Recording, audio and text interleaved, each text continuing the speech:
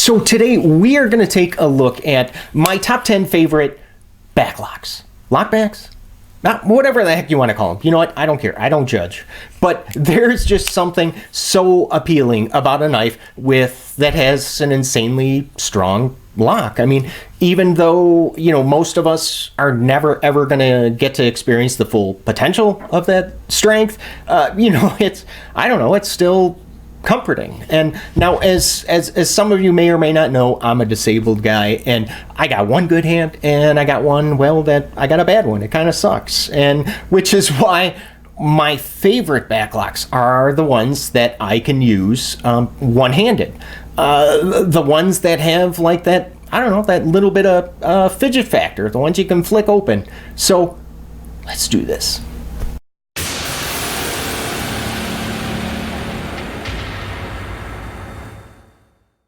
Hey, how you doing? My name is Jay, and if this is your first time here, welcome to my channel. And you know what? Consider clicking on subscribe if you're looking for knife reviews that get right to the point.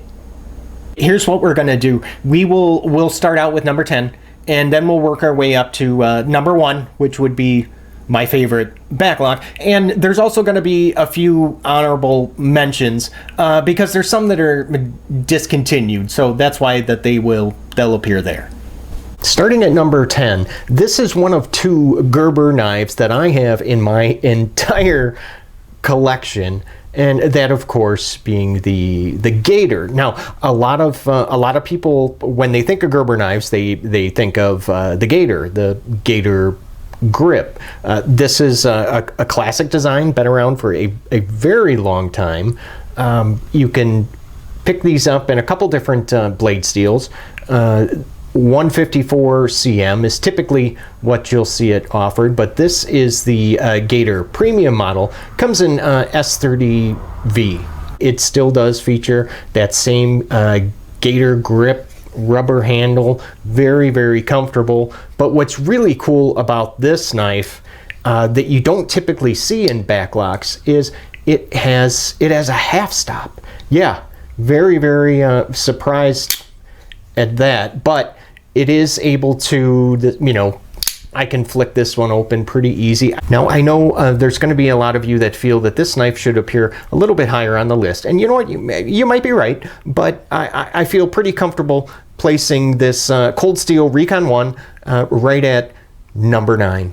And this is, I mean, it's a fantastic knife, but it's just, for me, it's a little bit on, you know, the large size for everyday carry. Now, out of all the Cold Steel knives that I'm going to show you today, this is probably the newest of the bunch, and that, of course, being the AD10. And man, is the action just absolutely, oh man, is the action so good on this knife. I mean, it really is. And I know a lot of that probably has to do with like the weight of this blade, but man, it is one of the easiest backlocks to open and close.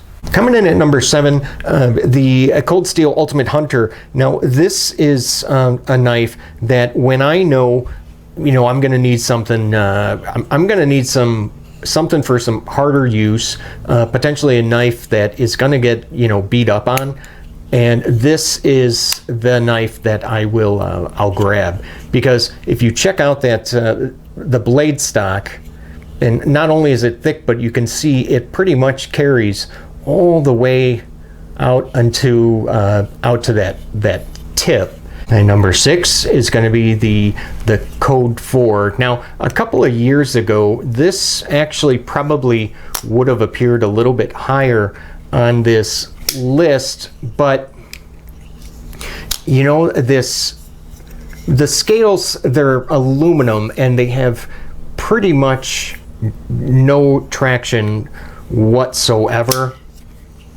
And I'm having a really hard time kind of getting past that, because this does just kind of want to slip out of my hand. And this is offered in a couple different blade shapes. I know this is going to be a knife that a lot of you feel should also appear a little bit higher on the list, but I'm going to place the Spyderco Delica 4 at the number 5 spot, and specifically the Wharncliffe version is my favorite. Just a very nice utility, kind of useful blade, and not to mention, man, this thing is just like a breeze to sharpen. But what I really like about the Delica 4 is that it's a small knife, it's a light knife, but also the handle it's just the perfect size. Now, coming in at number 4, this might be a surprise for some of you. This is the TM1 from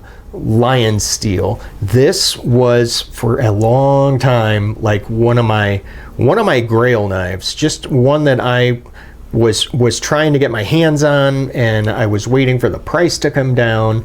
Anyway, so I finally did obviously pull the trigger. But what makes this knife special, well, there's actually a couple things. It is an integral folder, so yeah, it's just like monoblock construction. This is one piece of micarta that was hollowed out to like fit the guts and the knife. And if you take a look on the inside, yep, right there, the backlock, so it's like a split spring design that enables you to pretty much press down this. But you could use any finger you want to press this, and you'll be able to disengage that blade. It does feature the IKBS ball bearing system on the inside. Blade thickness, get this. This is the thickest out of all the knives that I'm going to show you today, 4.6 millimeters. Now, coming in at number 3 is another Spyderco, and of course the Native 5. This is also a knife that it's offered in so many different colored FRN scales, different colored G10. There's even a carbon fiber, and it comes in just about any blade steel you can possibly think of. And the sprint runs, and you know, it really does start to get a little ridiculous. This is my absolute favorite Spyderco blade shape. And at number 2, this is the Spyderco Endura 4. Again, it's going to be primarily in VG10 blade steel, but it is offered in a couple different ones, and you know, a bunch of different sprint runs, of course, different colored, just about every possible color FRN. And the Endura, you know, has been around for a very, very long time, and it is somewhat, yeah, I mean, well, yeah, I guess it is. It is flickable, which is one of the things that I do like about this. But also, you know, the amount of, look at how long that this knife is. I mean, the blade, you're looking at 3.75 inches, yet this thing weighs nothing. Now, before I show you my number 1 favorite backlock, I want to just show you these couple of honorable mentions, and I'm going to start out here with this is the A.G. Russell lockback folding hunter. Yes, that is what it is called. And the reason this appears on the honorable mention, because in order for me to even want to carry this knife, I had to put on a quick thumb stud, and I had to create a little pocket sheath with a clip on it, so this just clips to the inside of my pocket, and then, you know, because this doesn't have a pocket clip, obviously, but with the quick thumb stud, this is probably one of the easiest knives, backlocks, to deploy. And I'm terrible at flicking knives, but this one I can do without even with zero wrist. Watch, ready? Did you see that? Yeah, that's how good the action is on this knife.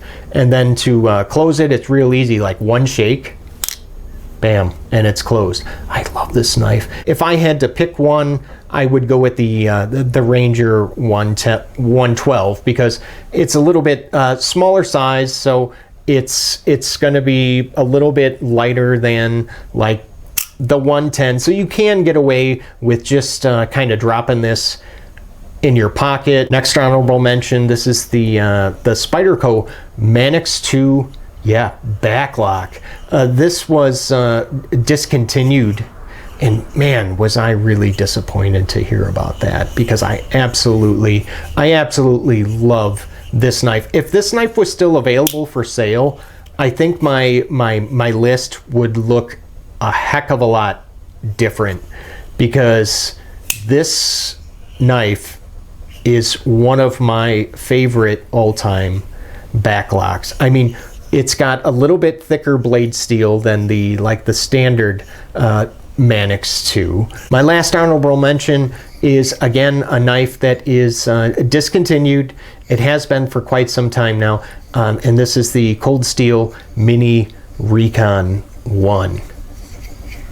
Cold Steel, if you are to bring back any knife, please, please, please let it be this one. Even though, you know, it's called a Mini Recon 1, but it looks, other than the color, I mean, it looks nothing like the Recon 1. It actually looks more like the Code 4. Look at that. I mean, the handle.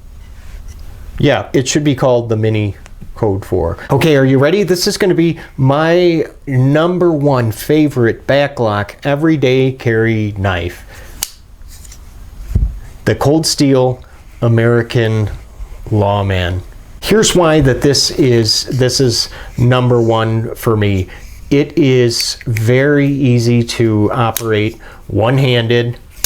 You know, I can flick it out pretty easy, and then closing it, it's not really that difficult to push down on it, one shake, and bam, it is closed. I love this blade shape.